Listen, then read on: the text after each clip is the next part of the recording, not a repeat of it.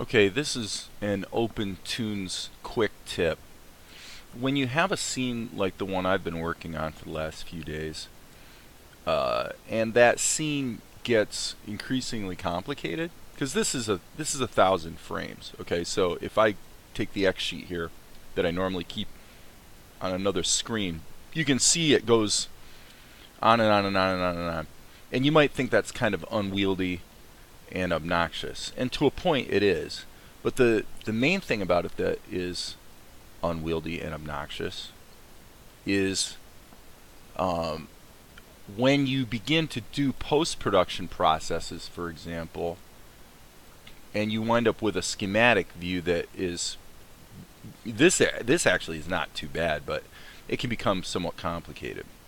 Well, so what I was kind of working with was the idea of adding a post-production filter to this column in order to, because this is actually supposed to be taking place at night.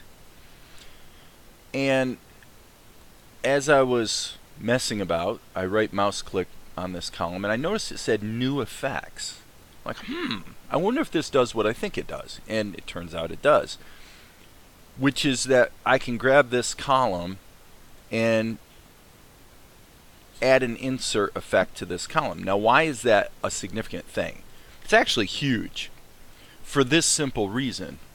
If you look at the schematic view, which is normally, actually what you would normally do is you would click this right here to switch to the effects view in order to add effects. So now you've got this list of columns that are all numbered, and by the way, they all say Blender because the original image sequence that the image sequence that is broken up into all these shots was exported from Blender, because I did the pencil test and the inking in Blender, and then with the Blender Grease Pencil, and then I exported that as a single image sequence that was over 1,000 frames long, and that's what I brought into OPENTOONZ.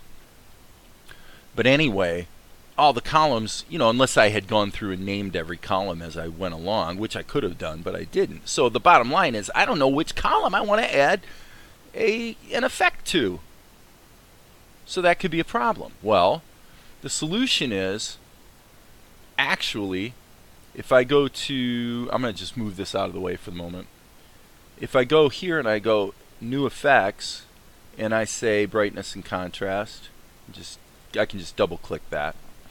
Then what's cool is when I come back to the effects schematic, there's the brightness and contrast plugin or effect, which means that inserting it through the XSheet makes it easy to find the column that I wanted to do the operation on. In other words, I no longer have to fish through here and look at the names and figure out which is the correct column that I'm wanting to add an effects to, because well, you can see what would happen. OPENTOONZ just sticks the effect in, and so now it's just easy visually to see where that effect got added. So that's, I just thought, geez, that's actually pretty darn useful.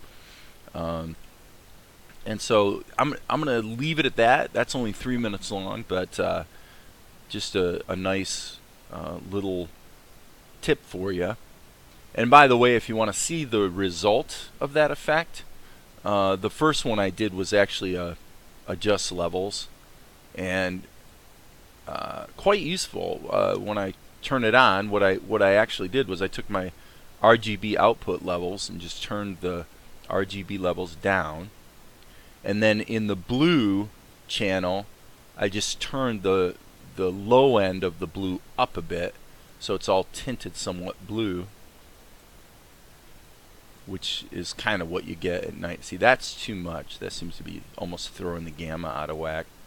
But I think something like that looks pretty good once we put a darkened background behind her. And then, just for the record, ultimately what we will also do, in fact, gosh, it's really kind of tempting to do it right now. No, I don't think I will. What I'm going to do is I'm just going to create a simple level that has some white lines cutting through it like this, and then add a Gaussian blur to it, and that'll create the look of sort of some moonbeams shining in. And I may do some other stuff. I'm sure I'm going to put like some highlights here on her arm, probably in a different level, and then maybe a little bit of a glowing kind of thing. So I think it's going to look pretty cool.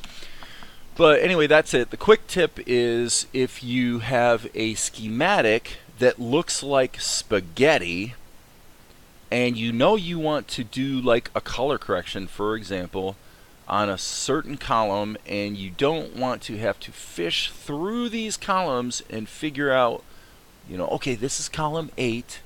Now I got to look at all these little boxes and find column 8. If you don't want to do that, just right mouse click on column 8 and hit New Effects. Pretty slick.